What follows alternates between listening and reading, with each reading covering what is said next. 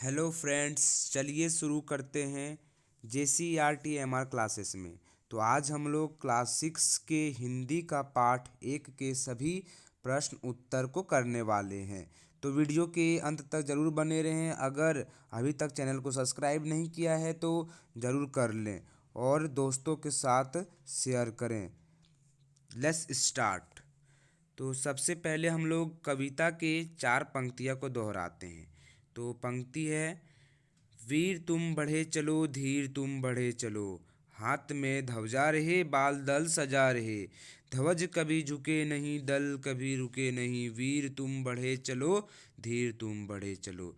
तो इसके कवि कौन है? इसके कवि को याद रखना है, द्वारिका प्रसाद माहेश्वरी हैं। कौन है? द्वारिका प्रसाद। द्वारिका लिख लीजिए, लिखना है तो द्वारिका प्रसाद महेश्वरी है। तो इसको नोट डाउन कर लीजिएगा आप लोग। तो पहला प्रश्न हम लोग को क्या है? तो कवि वीर कहकर किसे संबोधित करता है? तो कवि वीर कहकर भारतीय सपूतों को वीर कहता है। ये वो सपूत हैं जो देश की आज़ादी हेतु स्वतंत्रता संग्राम की बिगुल फूंकते हैं। तो यहाँ पे बिगुल देखिए मुहावरा है हम लोग का। तो ये बिगुल का अर्थ होता है जोश दिखाना। तो इसको नोट डाउन कर लीजिए, साथ में क्वेश्चन आंसर को भी नोट डाउन करते चलिए। तो फूंकते हैं, तो यहाँ पे फिर वो आगे क्या है? वे वीर स्वतंत्रता संग्रामी लोग हैं। अब दूसरा प्रश्न हम लोग, कवि कौन सा प्रण करने के लिए कहता है?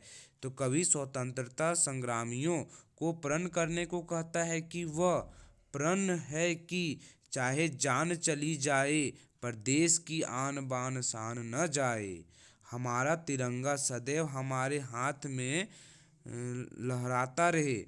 तिरंगे की शान की हमारी मातृ एवं पितृ भूमि की प्रतिष्ठा है। तीसरा प्रश्न क्या बोल रहा है? इस कविता में हमें क्या प्रेरणा मिलती है? तो इस कविता से हमें क्या प्रेरणा मिलती है? तो इस कविता से हमें प्रेरणा मिलती है कि बाधाएं जितनी भी आए, हम अपने लक्ष्य पर एकाग्र होकर डटे रहें।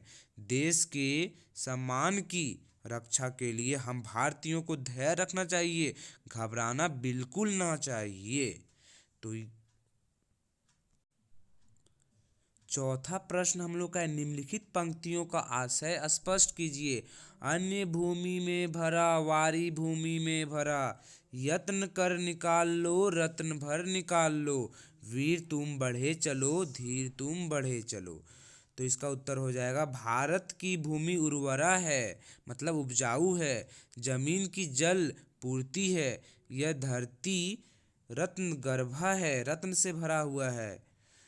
परिश्रमी व्यक्ति इस रत्न को अपने परिश्रम से भरपूर मात्रा में निकाल लेते हैं। अर्थात भारत की उपजाऊ भूमि परिश्रम के लिए लक्ष्मी स्वरूप है, मतलब जो परिश्रम करेगा उसके लिए ये लक्ष्मी स्वरूप होगा।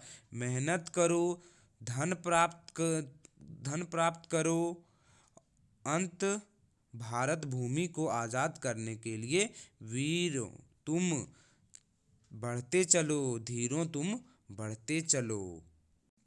पांचवा प्रश्न में कवि हमें क्या संदेश देना चाहता है? तो इस कविता के माध्यम से कवि हमें संदेश देना चाहता है कि जीवन में बाधाएं ही बाधाएं हैं, इन बाधाओं से घबराना नहीं चाहिए। देश के सम्मान की रक्षा के लिए अपने जीवन को न्यौछावर करना ही त्याग है।